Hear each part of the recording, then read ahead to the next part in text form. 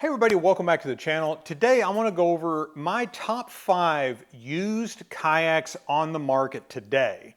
So what makes a good used kayak? For one, it's going to be something that's readily available because the kayak has been around for usually several years. Two, it's a good value compared to what it is brand new. And three, it's going to really depend on how you're wanting to use a kayak, whether it be floating or fishing or really all of the above, and in what type of body of water. So these 5, I'm gonna do them in no particular order.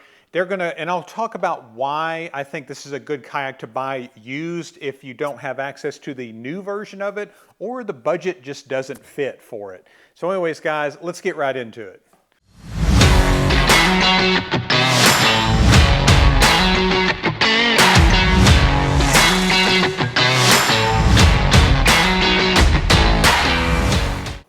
Okay, like I said in the intro, what makes a good used kayak? So typically the more new kayaks are out there or the longer that this kayak has been sold, it's going to saturate the used market. So people are going to try to sell them before they make that next purchase, or maybe they're just not into kayaking, or it just wasn't the right kayak for them, but it may be perfect for you.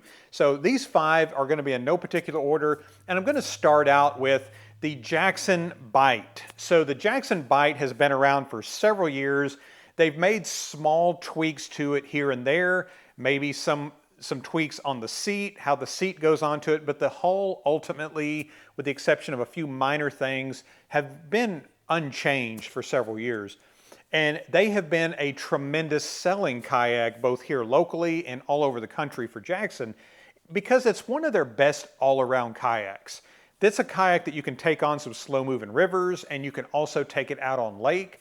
I've seen people, you can motorize it, you can do all kinds of crazy stuff to it. They do sell a pedal drive version of it that you might see out there, but honestly, with the pedal drive version, I would really urge you to go 2023 and after instead of going before that. The new version of the Jackson pedal drive system is by far better, and you can probably still find some deals on even 2023s.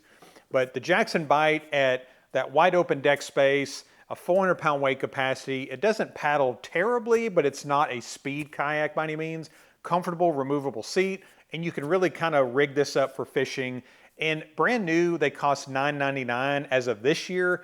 But used, you can find them anywhere from $600 to $700 in that range, and you're still getting a great kayak that you can still get parts for, because not only do they still make the same parts, but you can get the parts as long as they're continually making these kayaks, which I don't see Jackson doing anything different with the Bite anytime soon. So again, it makes it a really good kayak because you can still get those parts, and it's still one of the better all-around kayaks for that price in the industry, in my opinion. So the next kayak on the list is going to be the Perception Outlaw. And the Perception Outlaw has really gone up in price in the last few years, so it may not be as good of a value as it was before, but this has been a tremendously popular kayak, sold in both paddle shops like you see here, or big box stores. So the market has been flooded with them. Think about it as it's like a Ford Taurus.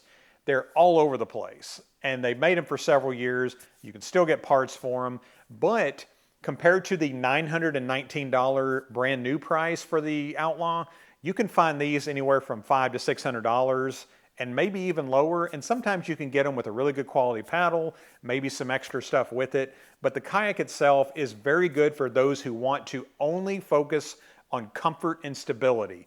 Now, if you're wanting to paddle any kind of distance or you want to go on some moving water, just know that you're going to be working a little bit harder to move this kayak around because of that extreme tri-hull design.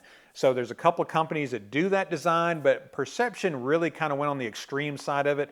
So that makes it extremely stable, but it really does prevent you from maneuvering it in a way that's going to make you enjoy being on the water and going a decent distance on it. So if you're going anywhere up to a mile, you should be okay. But if you're going past a mile, you're going to need to pack a lunch because you are going to be working to move this. And the way back may kind of leave you wanting a little bit more on performance. But At $500 or $600, this is a great kayak to get started on. It's a great kayak. It's got some fishing features built into it with the double barrel rod holders on both sides of the seat. You got a really high seating position, and the seat's very comfortable because it is wide and it's mesh, so it breathes really nicely. I would also suggest alongside the Outlaw to be the Perception Pescador Pro series. They've been making those for a long period of time as well. The Pescador Pro uses the exact same seat as the Outlaw, but a little bit lower and a little bit more maneuverable. So if you're wanting something, say you like the seat on the Outlaw, but you want something for rivers and creeks, the Pescador Pro series from Perception Kayak really is probably going to check the boxes for you and give you a little bit more performance rating. So the third one I want to talk about, and I talked about it a little bit alongside the Outlaw and the Pescador Pro, is the Wilderness Systems Tarpon series. So the Tarpon series, they made a 100, which they don't make anymore. Now they make the 105 where they lengthen it and then widen it a little bit. But the Tarpon 100 is one of the most popular used kayaks here locally in Arkansas, in this area, but probably all over the place. If you're fishing skinny waters, if you're just wanting a recreational float, the Tarpon 100 and the 105, they also make it in a 12-foot version and the 120, and then you can even find some of the 160s, the 16-foot long version, for those of you doing offshore or in those flats, chasing those redfish. A lot of people like that kayak. The 160 may not be the best for your taller paddlers. I would definitely suggest going with the 12-footer on that or the 105, but they have a lot of them out there. They've been doing this, I think they've been doing the Tarpon for about 20 years or so. So you can find a lot of them out there. You can still get parts for them because they still make the Tarpon series, and a lot of the parts and the seat parts will retrofit onto some of those older kayaks. So it's a very, very good value. The Tarpon 105, as of right now, the MSRP is $1,119, and you can find some of these older ones for around $500 to $600, and it's a great value. It's a lightweight kayak. It's a very comfortable adjustable seat, even though it is a fixed position seat. It cuts through the water really nice. It's a joy to paddle, and it's just a great feature-rich kayak. It's originally intended to be a fishing kayak, but it really has bled over into the recreational market because so many people have enjoyed this kayak, and it's been one of the best sellers in all of kayak. You can find them used anywhere, and typically they don't last very long if they're at a good price. So if you're in the market for something like that and you see something out there, I would jump on it as quickly as possible.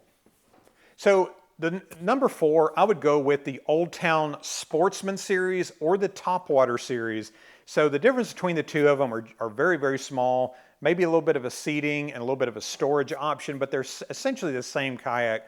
But these kayaks have been made for several years as well. They've been extremely popular, especially around COVID area. And you're going to see a lot of those popping up as people want to go bigger, want to go wider. Maybe they're putting motors on it. Maybe they go up to a pedal drive option. But you can find the Sportsman series or the Topwater series in both a pedal drive and a paddling kayak.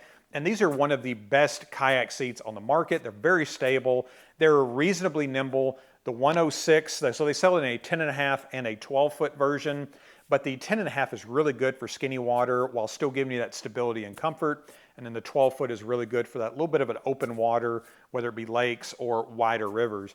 But these kayaks are really just haven't been changed a lot. Now that can be a pro and a con, but when you're looking at used kayaks, it's definitely a pro because you can still get parts for them.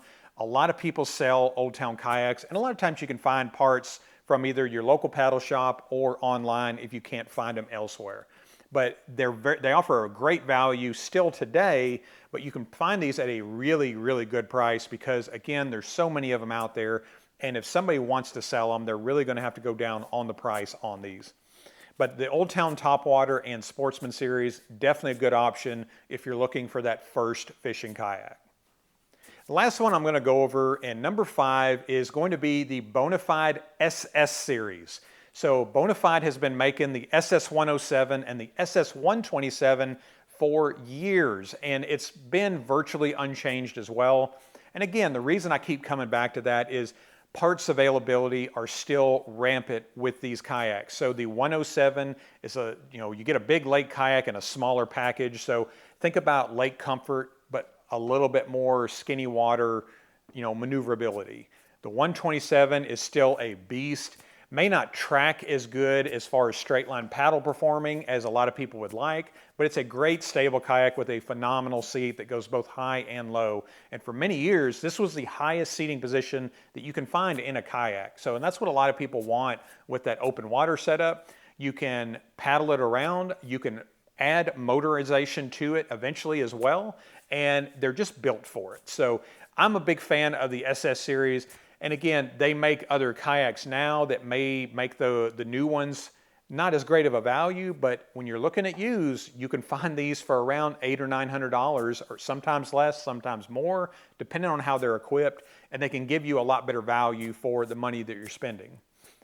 Okay, so I wanted to do real quick, real fast, some honorable mention kayaks, some kayaks that might be worth mentioning.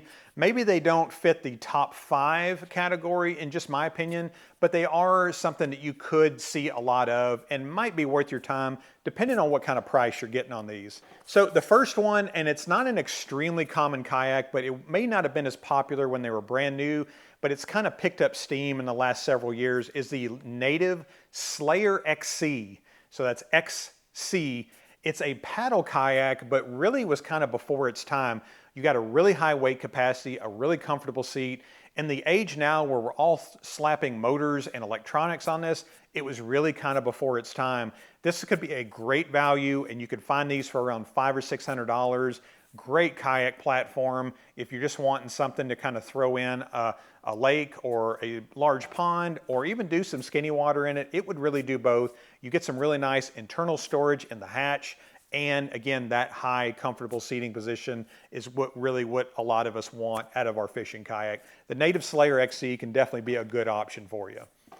The next one is going to be FeelFree's Lure and Moken series. So you'll see a tremendous amount of these out there, and it's going to be pennies on the dollar compared to what they are brand new. Now, me personally, I may not be the biggest fan of FeelFree's platform, but a lot of people have owned these over the year and absolutely love them. Me personally, I'm not a big fan of their pedal drive setup with the overdrive, but paddling in the kayak, I've seen people on rivers and creeks alongside me, and then they seem to really enjoy it. Now, they are a little bit heavier than what you would think would be for a kayak that size, but a lot of people still like them, and you can really find some really good deals on them out there. They seem to hold up relatively well, but I would really caution you to go over it a little bit closely, look at the seat functionality, look at some of the scuppers and some of the damage underneath there. Look inside the hull to make sure there's no standing water, obviously. But again, the FeelFree, if priced right, can be a good option for you. The last one I'll talk about, and some of you may be surprised that I didn't put them in the top 5, and I'll tell you why, and it's really any new canoe kayak. So the reason I don't put them in the top 5 is that really their most popular kayaks really haven't been around for a really long time, so you may not be seeing a lot of great values. And again, that's going to be really what I'm focusing on, is the value.